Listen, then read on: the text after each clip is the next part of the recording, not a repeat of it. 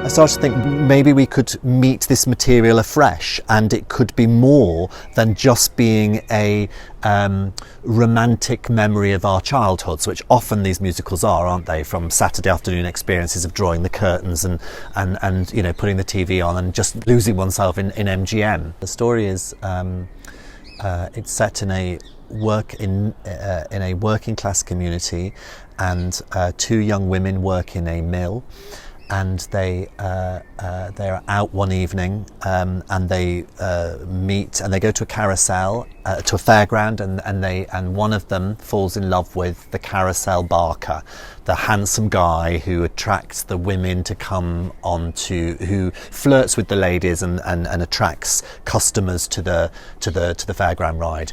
And she falls in love with him. He is not of great prospects. Her friend advises her that this is not a match that she should be making, whereas the match that she is making with Mr. Snow, who is going to be big in sardines, is a much better match for a young woman like the two of them. She doesn't listen. She marries Billy Bigelow.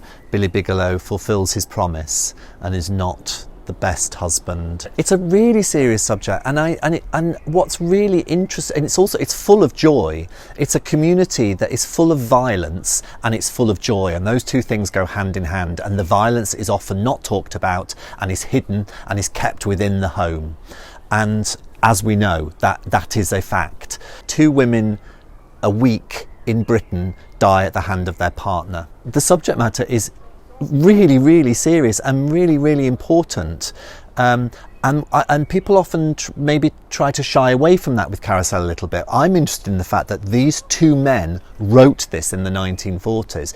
They didn't write a musical that is oblivious to patriarchy. They don't write a musical that is kind of upholds patriarchal stereotypes. They are absolutely deconstructing the patriarchy that existed when they were writing, and unfortunately still exists. I think that's really fascinating that they did that. That A, they were men, B, it was in the 40s. And it is there. I'm not imposing this on the material. It is absolutely there on the page. It's not even subtext, it's text. The subject matter needs interrogation, it needs mining correctly. And for me, the way to do that was to remove it from its past and from its country, America, and to allow people a lean-in experience, something slightly different to what they're expecting. It started with, shall we set this play in Scarborough in the 1980s when I grew up? So absolutely out of my lived experience. And it's evolved away from that. And that was for 2 reasons that it started there. One, for, as I say, my lived experience, and secondly, to remove our performers from having to do American accents, which I feel is a barrier to truly engaging in the material. And it's evolved to something a little bit more universal, because actually to ask a lot of performers to do a North Yorkshire accent is equally as difficult as asking them to do a New England accent, potentially. Hearing it in people's voices, asking people to be rooted in their own authenticity and their own lived experience. And my job is to make a community out of those people that is rooted in class. I think class is very, very important, and the choices that these women make are absolutely related to their class. These are, it's a capitalist patriarchy that we live in, that those people lived in. So money and status and class are absolutely integral to the choices that the women make in this story. So you go, squeeze, big flow, squeeze, from the tummy, beautiful, big wheel, then you go over, so you've got to really bring the anger of kind of Louise at this moment when, she's kind of looking at the world and the way that it is, looking at this carousel, looking at the things that she's inherited from her parents, and just going, I'm going to bring the whole world crashing down inside. It was really exciting getting to start thinking about Carousel with the team that I'd worked with before on Jesus Christ Superstar, and working with Tim was like an incredibly exciting and mind-opening experience for me as a choreographer. So the opportunity to come at one of my all-time favourite musicals with him, as the director is really, really exciting. I think one of the most thrilling things about Regent's Park and the work that they do here is that they have an ability to create pieces of theatre that feel inevitable. And what I mean by that is that they can be radical reimaginings of classics, and yet they somehow feel like they were always supposed to be as such. And I think that's because the ambition it feels to me, the ambition of this theatre is absolutely to serve its audience. And so it delivers the kind of sweeping classic romance of what you want from a great night outside, under the stars at Regent's Park, but also can challenge you and thrill you, surprise you in the way that they interact and the way that they engage in classic titles.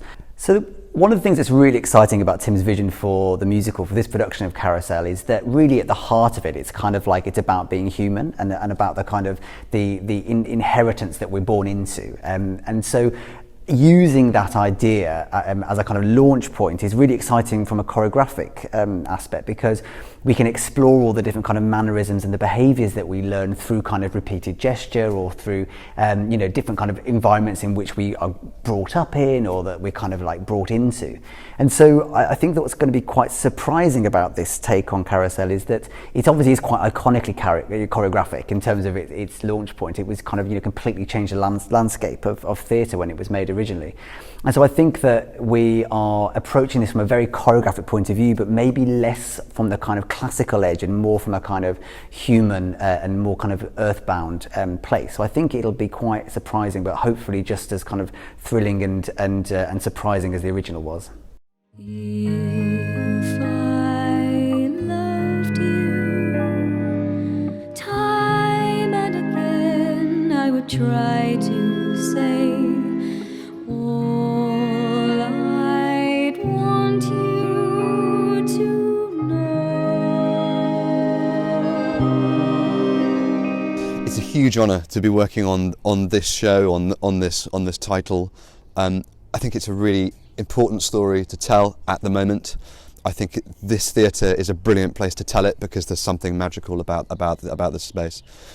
At the very beginning of the year, we went into a recording studio and recorded a piece, If I Loved You, with this new lineup, this new orchestration, so that we could play things to the people in America that look after Rodgers and Hammerstein's estate, because I'm sure, as you can imagine, which is only natural, when we wrote to them saying, hey, this is what we'd like to do, it's quite a leap, isn't it, to go from 1890s New England with the sort of strings and harp and all these kind of beautiful sounds to some ambiguous time in the 20th century somewhere in the UK with a sort of colliery band and a rhythm section. The process of recontextualising Carousel, I'm going to talk particularly in regards to the music, has been one that I've gone into with great detail and great care. And what I wanted to start with was what the author's intentions were. So this is both Rodgers and Hammerstein. What is it that they were trying to write? What was the story they were trying to tell?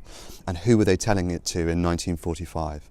And try to understand that idea, and now in 2021 try and tell that in a way that is as relevant to today as it was in 1945. At the heart of this community sound, which is quite different from previous orchestrations, is a brass band, which I think has an intrinsic warmth to it, has an intrinsic sense of community, and then the magical sound is going to be bowed vibraphone,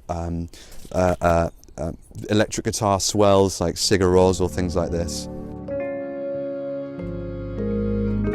Don't worry about it, Billy.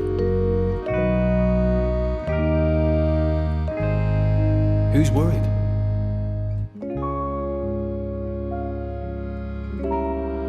You're right about there being no wind. The blossoms are just coming down by themselves. Just their time to, I reckon.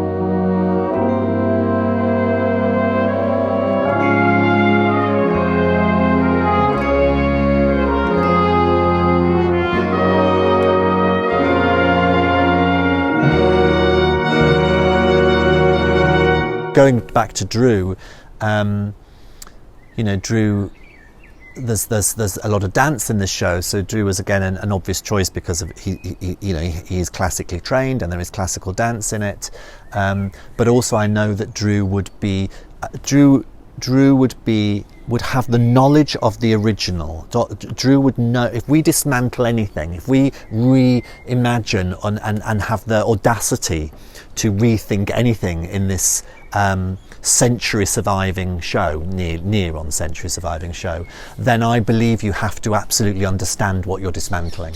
And I have done my work, and I know that, and I am steeped in history of musical theatre, as you know, and I know that Drew would too. So any choices that we attempt to make are not out of disrespect or arrogance. It's understanding what we are dismantling, what went before, 70 something years ago when they were making these choices, and I knew that he would come to the project with that knowledge. So as we rethought and unpicked, we could also keep the tapestry to the past, not unraveling.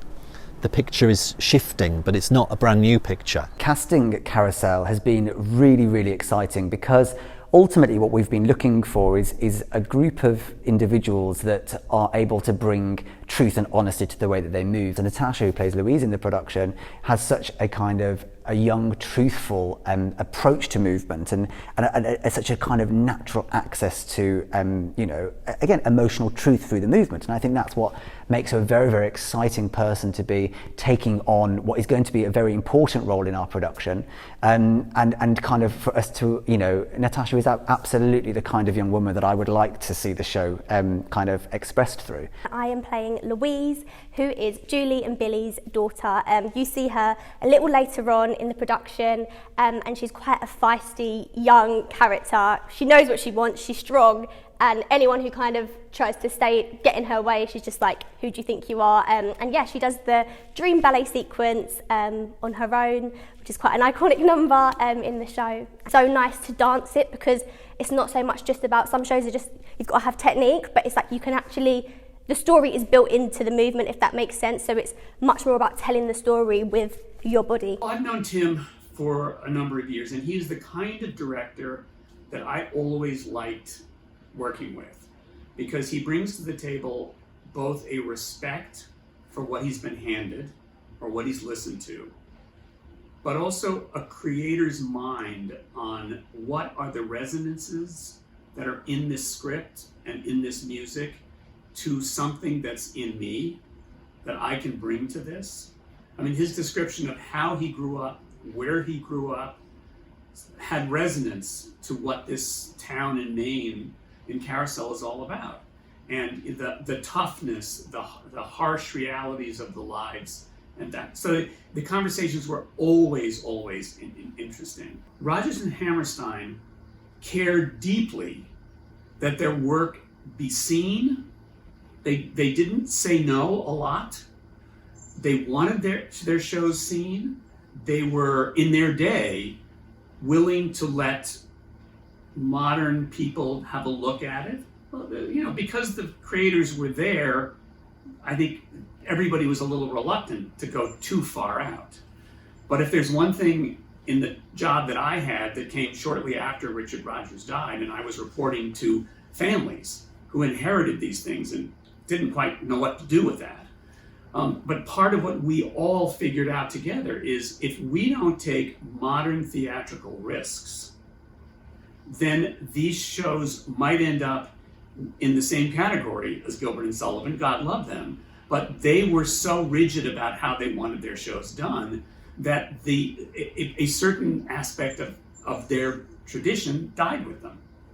So certainly in my day, the members of the Rodgers and Hammerstein families that I reported to were very open to new interpretations. And I think in their spirit, as well as the spirit of Rodgers and Hammerstein, what Tim is doing with this production, resetting it and reorchestrating it, is something that's very much in keeping with the spirit of what Rodgers and Hammerstein should be and will be, and in this instance must be. This production will be full of joy. There is Billy and Julie love each other. I mean, no one's going to attempt to change that. They love each other, and they sing one of the most romantic, beautiful ballads of music. I mean, that if you don't deliver that properly, what's the point? There is other things unravel along the way. I don't want to romanticize the darker elements. I hate it when people talk about musicals being dark. The darker, the more challenging aspects of the characters' lives. But will the music soar? It better. differently. It's not going to be pretend violins on a synthesizer, or we don't have a bank of violins. We're looking for something different, but you will have a relationship with live performers that we can see, musicians that are here making music for you and I tonight. I mean, I always go to the theatre, and part of the silly escapism for me is that they're only doing it tonight for me.